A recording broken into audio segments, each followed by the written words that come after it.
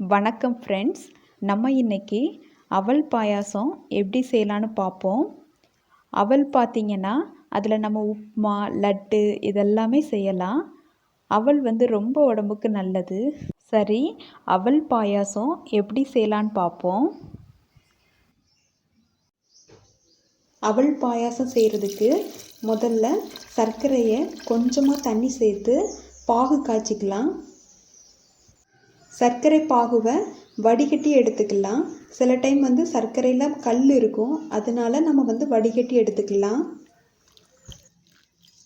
இப்போ கடாயில் 2 டீஸ்பூன் நெய் சேர்த்துக்கலாம். நெய் ஹீட் ஆனதும் முந்திரி பருப்பு சேர்த்துக்கலாம். முந்திரி பருப்பு நல்லா பொன்னிறமாக வெந்ததும் கூடவே காய்ந்த திராட்சை சேர்த்துக்கலாம். அதை எடுத்துட்டு அதே நெய்யில் 1 கப் அவல் சேர்த்துக்கலாம். சேர்த்துட்டு நல்லா வறுக்கணும்.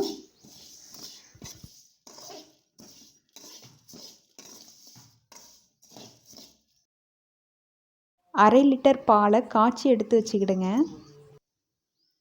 இந்த டைமில் அவல் கூட நம்ம காய்ச்சி வச்சிருக்கிற பாலை சேர்த்துக்கலாம்.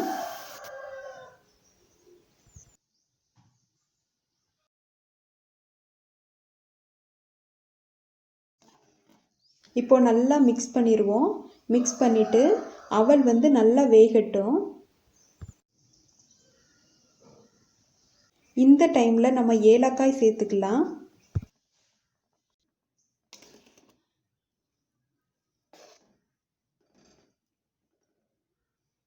இப்போ சர்க்கரை பாகு சேர்த்துக்கலாம். சேர்த்துட்டு அதையும் சேர்த்து நல்லா மிக்ஸ் பண்ணுவோம்.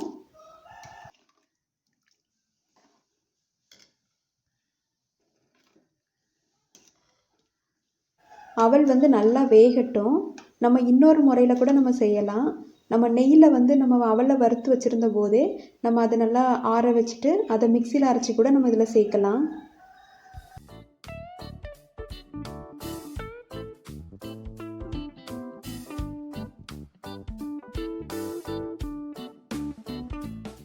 இப்போ அவல் நல்லா வெந்துட்டு இந்த டைமில் நம்ம துருவி வச்சிருக்கிற தேங்காய் துருவலை சேர்த்துக்கலாம். சேர்த்துட்டு நல்லா மிக்ஸ் பண்ணிடுவோம். ஃபைனலாக நெய்யில் வறுத்து வச்சிருக்கிற முந்திரி பருப்பு, காய்ந்த திராட்சையை சேர்த்துக்கலாம்.